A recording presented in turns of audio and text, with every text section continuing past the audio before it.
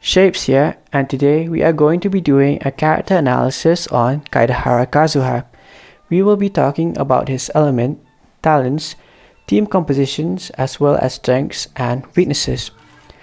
Kazuha is a playable character in Genshin Impact. He is a wandering samurai of the Kaedahara clan with an ability to read the sounds of nature. Kazuha is a temporary crew member of the Crux, which is an armed fleet led by Captain Beidou. Despite being burdened by his past and the fall of his clan, Kaedahara Kazuha still maintains an easygoing and friendly nature. Kazuha is an Anemo unit. Anemo has elemental reactions with elements Electro, Pyro, Hydro, and Cryo. Depending on the particular talent, it can swirl or absorb the element or do both. Swirl deals elemental damage of the involved element while spreading the involved elemental status to nearby enemies. Upon triggering a swirl reaction, Kaedahara Kazuha will grant all party members a 0.04% elemental damage bonus to the element absorbed by swirl for every point of elemental mastery he has for 8 seconds. Bonuses for different elements obtained through this method can coexist. Many Anemo characters and enemies also have the following skills. Elemental Absorption absorbs an element and becomes infused with that element, dealing damage of that type. The absorbed element can trigger further reactions including Swirl. Displacement, also known as crowd control, gives the ability to displace mobs of entities by knocking them back or pulling them in. Many Anemo users especially have the ability to create vacuum fields that pull in enemies within a certain radius. Now let's talk about the various team compositions available for Kazuha. One of them is Hypercarry. Hypercarry team compositions usually consist of Kazuha and 2 other supports who solely buff one unit who is the DPS. One of the most popular Hypercarry team composition is Hypercarry Raiden, consisting of Kazuha, Bennette, Kujou Sara, and Raiden Shogun. The rotation is usually Raiden E into Kazuha E and Burst to get the elemental bonus from Kazuha, which is then followed by Bennette's Burst and E, and then goes into Kujou Sara's E, or if you have a C2 then you can use her Burst instead. Finally, the setup is complete and Raiden's ult can be used.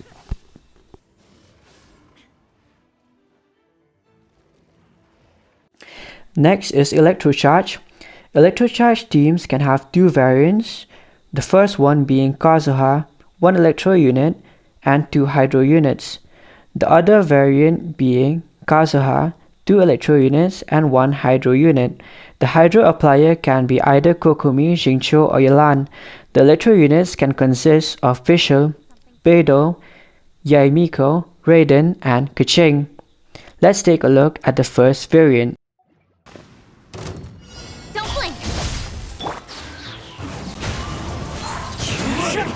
Fallen leaves adorn my... Busted! Things are about to get dicey. Hold the line! Incoming! Nowhere to hide!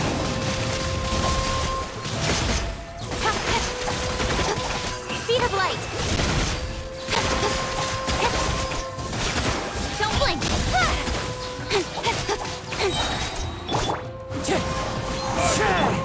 Speed of light!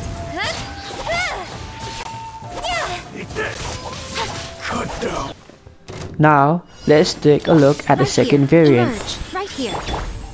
Into the wind. Fine, as one with wind and cloud. Allow me! Incoming! With sword comes shadow. Nothing lasts forever. Emerge. Right now. Speed of light! Hey! Covenant of the Deep!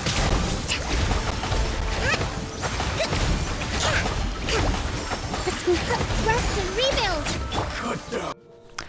Freeze teams are composed of Kazuha, 2 cryo characters, and a Hydro unit.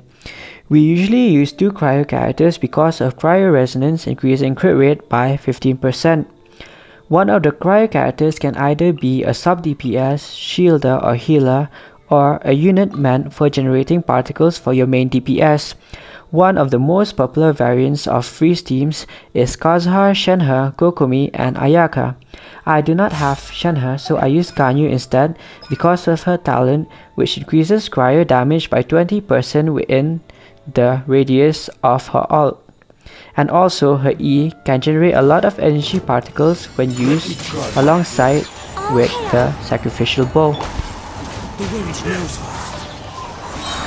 Fallen leaves adorn my Hold the line! Take flight! Kamisato art! Select! No touching!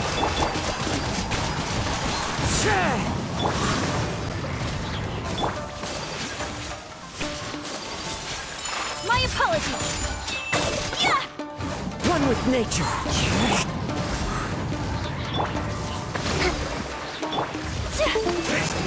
Whirling snow! Into the wind. I'm ready. My apologies! Embrace the ice! One with nature. Another team composition is Aggravate. Aggravate teams are composed of Kazuha, 2 Electro units, and 1 Dendro unit. One popular variant of this team is composed of Kazuha, Nahida, Fishl or Miko, and Keqing.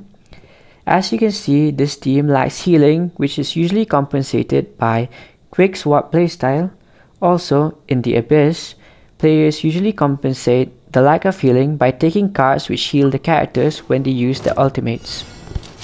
Don't blink! The wind knows me. As one with wind and cloud. Make yourselves at home! Odds revealed by speed of light. Cut to the chase. Taste my blade. Midnight Phantasmagoria. Into the wind.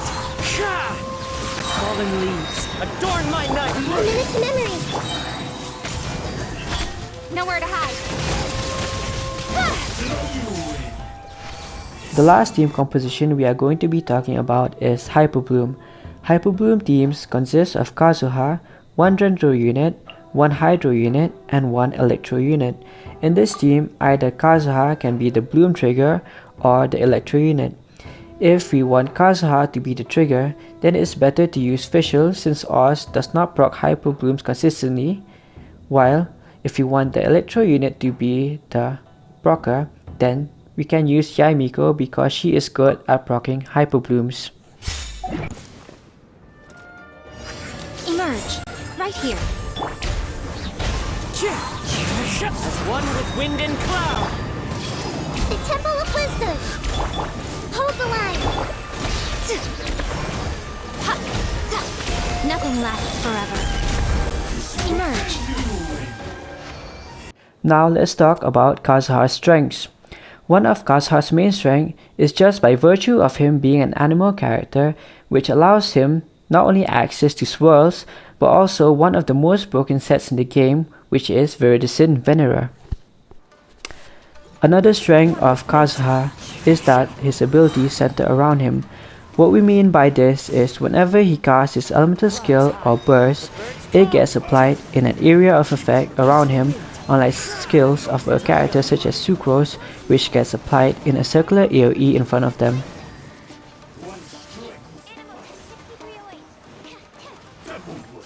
Kazuha's talent grant all party members a 0.04 elemental damage bonus to the element absorbed by his swirl for every point of elemental mastery he has for 8 seconds. Bonuses for different elements obtained through this method can coexist.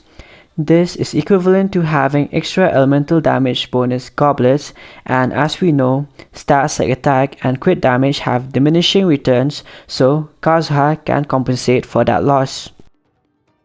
Kazuha also makes traveling in the overworld so much easier. However, this is often overlooked as it is more of a quality of life feature.